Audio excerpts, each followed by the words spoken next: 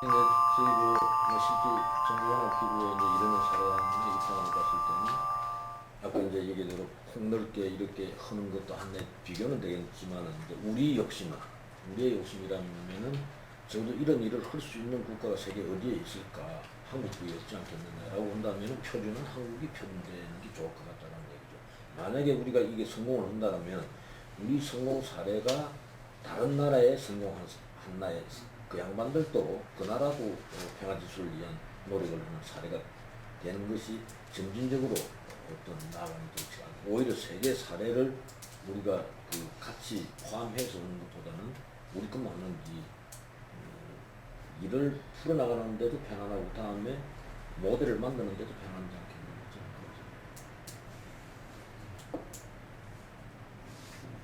여기 박원석 선생님 그 표 3에 네. 10등급 분류 목록에 8번하고 9등급, 8등급 네. 9등급이 바뀌어야 되는 거 아닌가요? 이제 물론 앞에 지표, 안에 지표들을 어떻게 넣느냐에 대한 문제인데 동조 칭찬은 사실 말만으로도 하잖아요. 근데 협조와 연대는 실천은 행위로 나타나잖아요. 네. 그게 어쨌든 사회적 평화와 관련돼서 훨씬 더 8번이 중요하고 8등급이 중요하다. 외교적 발언들이 얼마나 많아요. 그런데 그게 실속은 없으니까. 그러면은 제가 이렇게 정리해도 될까요? 그러면 이 등급에서 국내에서 발견되지 않거나 가능성이 희박한 사례는 제외한다. 국내 사례에 한정한다. 일단 국내 사례 한정해야 될 것 같습니다. 네. 국내 사례 한정하고 그다음에 종교 평화라고 하는 걸 저희가 찾기 위해서 그 안에 다양한 그 영역이 있는데 우선 종교 간에 발생하는 사건들을 중심으로 2차적으로 살펴보고 물론 종교 이 내부에서 일어나는 일을 배제하는 건 아니지만 일단 종교 관계에 초점을 맞춘다 이렇게 제가 이해해도 되겠습니다. 윤영 선생님? 네, 알겠습니다.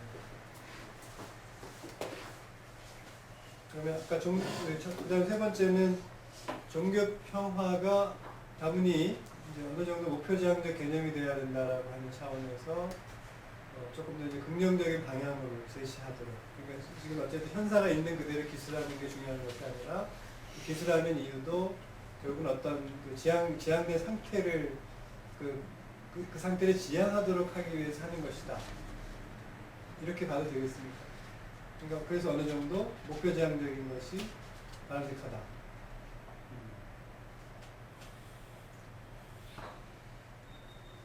저는 목표지향적이면 좋겠다고 생각하거든요.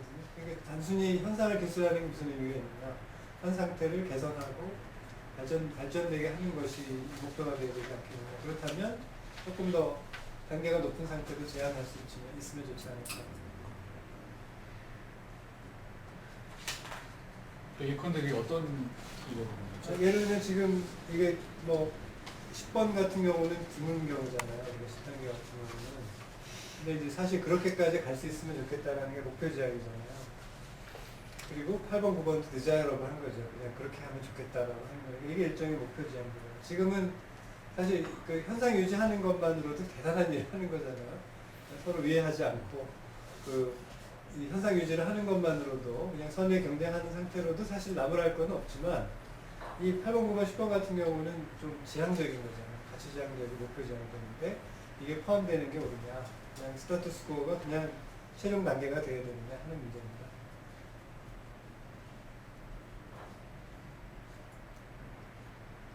그 목표지향적이라는 말이 그 벌어진 사건이 목표 이 건강한 지금 8번, 9번, 10번에 해당하는 일을 하려고 하고자 했는데 결과적으로는 또 이제 뭐 종교 내, 뭐 종교 간 이런 것에 불화로 작용할 수도 있잖아요. 그러면은 그런 평가를 어떻게 해야 돼요? 아니 지금 상호 권장 이런 게 아주 우리 목표 지향적인 지금 이 지표들이 다 그런 곳에 맞춰져 있잖아요. 근데 실제로 그런서 모두가 박수치는 그 무슨 사건이나 모두가 동의하는 그런 종교 관련돼서 모두가 동의하는 일들이 있는 것 같지는 않아요. 언제나 어디가 더 동의하고 어디 덜 동의하고 그 사이에서 알력이 생기게 마련이고, 그래서 목표지향적이라는 게 자칫 우리의 이 종교 운동성을 잘 반영하지만 또 언제나 그 이면에는 갈등과 불화의 계기도 되는 거라서 거기를 점수를 많이 주는 것이 공허할 수도 있겠다. 단계를 높이는 게. 아니 지금 저도 정답은 잘 모르겠는데 그런 느낌은 좀 들어요. 아까 얘도 그예요. 가령 뭐 종교자정책연구원에서 종교의 자유를 신장하기 위한 작업들을 하는데 그건 얼마나 건강해요. 근데 이제 종교의 자유에 반하는 사례들을 주로 지적하다 하게 되고 방법론적으로 그거는 결과적으로 한국 사회 이 개교회 중심으로 팍팍 튀는 이제 개신교가 다 그 모에 걸리고 왜이다. 그러니까 늘 딱 이제 일부 개신교인들이 볼 땐 개신교 공격하는 행동처럼 비치고, 그러니까 그 종자연의 각종 사업들만 다 놓고 보면 대단히 목표지향적 싸움들을 해요. 한국 사회 종교 평화를 위해서. 근데 실제로 벌어진 일들은 대립과 갈등을 심화시킬 수도 있는 거잖아요. 종교 간. 그런데 궁극에는 이제 그런 이제 갈등이 표면화되고 사건으로 이제 표면화되게 되면 사회적 압력을 받게 되고요. 사회적 압력을 받게 되면 그 안에서는 이제 그런 행동을 자제하게 되거든요. 그렇죠. 궁극의 부분 그게 긍정적인 효과를 주는 게 아니에요. 이제 궁극이란 말이 너무 지수의 법칙에 굉장히 좀 막연할 수 있다는 거죠. 그리고 체감이 잘 안 되고. 그러니까 차라리 현상 유지 정도가 아니라 이제 나쁘게 말하면 들쑤시는 꼴이 되잖아요. 평화 목표를 궁극의 목표를 위해서 그만 들쑤셔가지고 막 혼란스러워질 수도 있는 거예요. 차라리 그냥 아무것도 있고 안 벌어졌으면 평화로운 상태일 수도 있는데 지적도 안 해버렸으면. 물론 이제 그렇다고 그런 작업이 무의미하다는 건 아닌데 일단 지수화 작업이 이제 좀 목표지향적이라는 말이 의미 있으면서도 이게 실제로 어떻게 그러면 이렇게 이해는 되겠습니까? 사실 저희가 이 해외 사례를 배제하는 이유가 개혁성이 떨어진다라는 거고, 그냥 한국 사람들이 볼 때 실제로 발견하기 어려운 현상들이기 때문에 그걸 하는 것이 그렇게 현실성이 없다 이런 뜻이잖아요. 그렇다면 반대로 10단계 같은 경우도 그렇게 느끼실 가능성이 크죠. 만약에 그 기준을 적용하면 양쪽이 다 적용이 돼야 된다는 뜻이죠.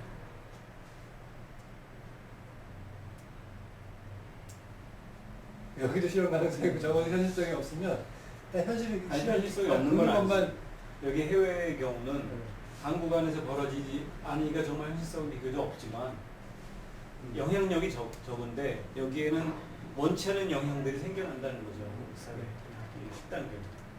아니 그럴 가능성이 좀 그러니까 이거는 어떤 위험이 있느냐 하면 그러면 결국은 이제 이 개별 종단에서 봤을 때는 소위 이제 그 종교 무차별주의로 가는 거죠.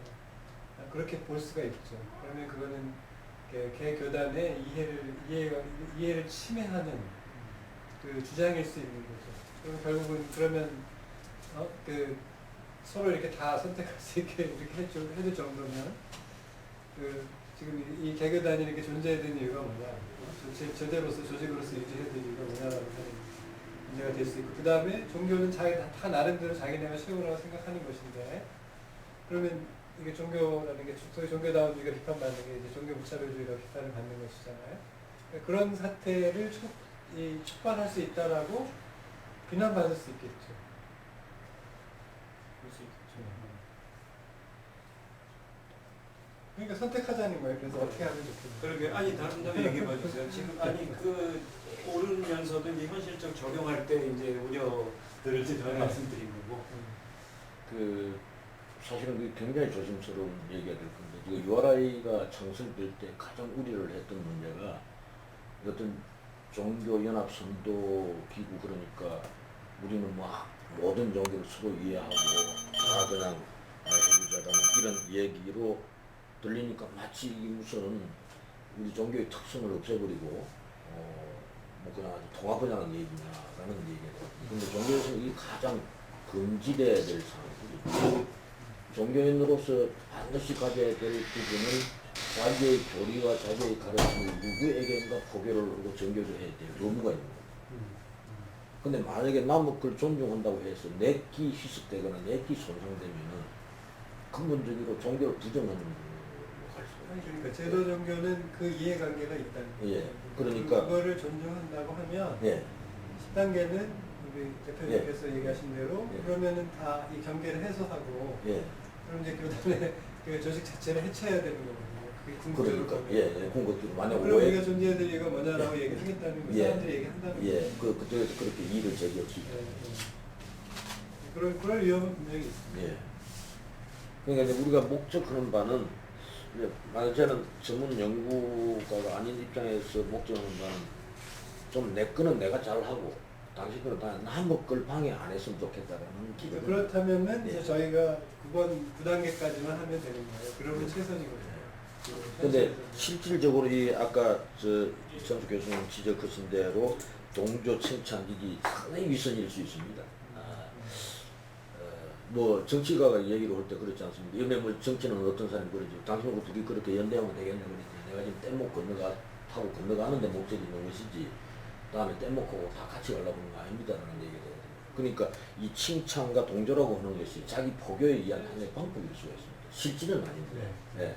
그것이 다른 사람들한테 빛이 줄 때는 다른 종교, 이웃 종교들 이렇게 칭찬을 하지 않냐라는 것이 실질적으로 돌아가서는 내 마음은 그게 아니었다라는 얘기를 바꿀 수도 있다. 그러니까 너무 우리가 지나치게 욕심을 내는 것도 한번 검토를 해볼 필요가 있습니다. 두 분은 제가 정리하려고 그러는 얘기가 사회자가 별개로 제 눈을 주시기 때문에 동조 칭찬하고 협조였는데 이걸 바꾸는 건 저 네, 동의하고요. 네, 네. 동조 칭찬 이거는 거짓말로라도 하는 게 좋다고 저는 생각하거든요. 근데 다만 이제 전문가 평가를 하니까 저거는 거짓말 아니야 말로만 한 거지 그런 거는 전문가 평가에서 걸러질 수 있다고 저는 보여져요. 주관적으로 어쨌든 전문가들이 볼 때 올해 동조 칭찬하는 게 많이 나와서 여기는 요즘 몇 점이 나왔는데 전문가들이 보기에는 그게 별로 그다지 그 내실 있는 게 아니었다 이렇게 평가해서 보완하는 분들가 저는 그렇게 크게 거기 염려할 건 아니라고 보여지거든요. 다만 이제 어쨌든 종교와 칭찬이라고 하는 것은 저는 종교는 이제 포커페이스죠. 그건 당연히 기본이 자기네 욕구를 숨기고 하는 얘기라는 거는 누구나 다 아는 일이고 또 그걸 포기했다라고 하는 거는 아주 너무 이제 그 교세에 연연하지 않는 이제 이런 데거나 뭔가 배가 불러서 가만히 있어도 사람들이 기어들어오는데 천주교 같은데 이런 데서 할 수 있는 거예요. 좀 성격이 다르죠. 강남수 대표님 말씀하신 대로 그게 진심이 아닐 수는 있지만 그래도 그게 그 긍정적으로 표현하는 거와 안 하는 것 사이에는 매우 큰 차이가 있다는 것이죠. 동의하고요. 다만 이 10번 상태 이상적인 상태에 대해서는 부담스럽지 않은 상태에서 해결하는 게 좋을 것 같은데. 그러면은 그 적대적 폭력 같은 경우에서 정도가 약한 그래도 살상 같은 경우는 있을 수 있지 않을까요? 테러 같은 경우 드물게는 있지만 불가능한 일은 아니죠. 네, 그럴 수 네. 1번만 네, 그 정도 해서 그 다음에 10단계를 제외하고 그 8단계를 다시 그 10단계로 조정하는 방향으로 해보겠습니다. 그리고 사실 저는 제일 많이 관심이 가는 게 뭐 전에 제가 이제 한번 정리하면 그래도 그런 얘기를 썼는데 활용에 이제 맨 마지막에 써는 전문가 평가인데요. 요것도 좀 구체적으로 방법을 좀 정했으면 좋겠어요. 그 한국 사회 뭐 종교 간 뭐 종교와 시민사회 간 이 평화라는 게 실속이 얼마나 있는 건지 이게 사실 전문가들은 어느 정도 판단할 수 있잖아요. 그 외형적으로 드러나는 거. 저는 여기 5대5도 가능하고 뭐 6대4도 가능하고 할 텐데 그만큼 비율이 큰 거거든요. 지금 5대5쯤 전문가 평가가 5대5 50%쯤 넘는단 말이에요. 그래서 여기도 구체적인 지침이 그래도 나중에 이게 너무 매년 사람에 따라 너무 상대가 되지 않으려면 그런까지 좀 대강 마련했으면 좋겠는데 저도 아이디어는 잘 없어요. 근데 지난번에 이 종교 그 평화 감수성이랄까 이웃종교 이해하는 감수성 이런 말을 제가 한번 하고 그랬었는데 실제로 그런 감수성이 큰 사람들은 전혀 갈등상을 일으키지 않잖아요. 그래서 사전에 이런 종교 가능한 이 부분에 관한 종교 지도자급들을 중심으로 전문가들이 여러 일종의 조사하는 방식으로 해서 이게 꼭 사건화되기 이전에 평상시의 다른 종교나 문화를 용인하는 정도를 같이 경외선을 해서 그걸 점수에 넣고 이 잠재적인 상황이지만 잠재적 앞으로 이 표출 이 갈등 상황을 어느 정도 일으킬지를 보여주는 근거가 되니까 이거를 어쨌든 각종 어제 이렇게 이제 전문가 조사 방식을 구체적으로 지난번 넣는 게 제가 좋겠다는 생각이 지난번 제가 그 전문가 조사하는 것은 정성적인 그 지문으로 해서 가장 일반적으로 쓰는 뭐 5점 척도 해서 그 제가 제출했을 때 제가 좀 고민을 더 해보려고 했는데 한 5개 정도 영역으로 지난번에 제출할 때는 5개 정도 영역으로 해서 그 밑에 이제 한 5개씩이라든지 뭐 10개씩이라든지 이렇게 해서 하면은 이를테면 이제 지도자와 관련된 리더십과 전략 그러면 지도자들이 상태가 어떻고 그다음에 그 각 종단적 수준에서 정책이 있는가 종교가 어떤 것을 가지고 있는 이런 범주 그다음에 이제 아까 얘기했던 이제 종교 다른 종교에 대한 관용성 문제 그 관용성 문제는 이제 자기 종교를 선전하는 행위에 있어서 뭐 말과 행동으로 할 거 아니에요. 그것이 어떤 식으로 이루어지고 있는지에 대한 그 주관적 평가 그 다음에 시민사회나 일반 그 사회에서 종교에 대해서 얼마나 활발하게 연구되고 논의되고 비판되고 이렇게 반영되는가, 그 감시되는가 이런 수준. 그다음에 이제 뭐 그리고 또 하나 정도를 더 생각을 했었는데 그런 정도로 해서 한 5개 정도의 영역으로 좀 나누고 그 영역별로 하위 지표와 설문 문항을 만들어서 그거 자체를 그냥 그 척도를 다해서 평가하는 식으로 그렇게 해서 한번 해버리면 그걸 점수화하고 이것과 해서 5대5로 하든지 뭐 이렇게 해서 제출하면은 그게 이제 할 말이 이쪽으로 해서 부족한 거는 이쪽으로 할 말이 생기고 나중에 이쪽에서 부족한 거는 이쪽에서 할 말이 생기고 해서 발표자들이 좀 부담이 덜 할 것 같아요. 종교 전문가는 오히려 쉬워요. 네, 그렇죠. 그래서 내용만 만들어야 돼. 네, 이게 더 어렵고 왜 관건은 이제 그 패널이 되신 분들의 대표성입니다. 그것만 잘 저희가 확보가 되면 보장만 되면 지금 얘기하는 투표에서 그냥 거기 낸 거 그냥 평균만 내면 되니까 대표성은 그런 거는 가령 개신교를 기준으로 하면 NCC의 근무자들 방기총 중에 무슨 뭐 사이비 이단 대책위원회 이런 이름으로 있는 관계자들 아니면 뭐 한국 교회 언론에 있는 사람들 그다음에 대형 교회 뭐 담임 목사는 잘 나서지 않겠지만 그 목사를 분위기 판단할 수 있는 이런 사람들 해가지고 좀 이렇게 만들어 놓는 게 좋을 것 같아요. 개신교 교리들.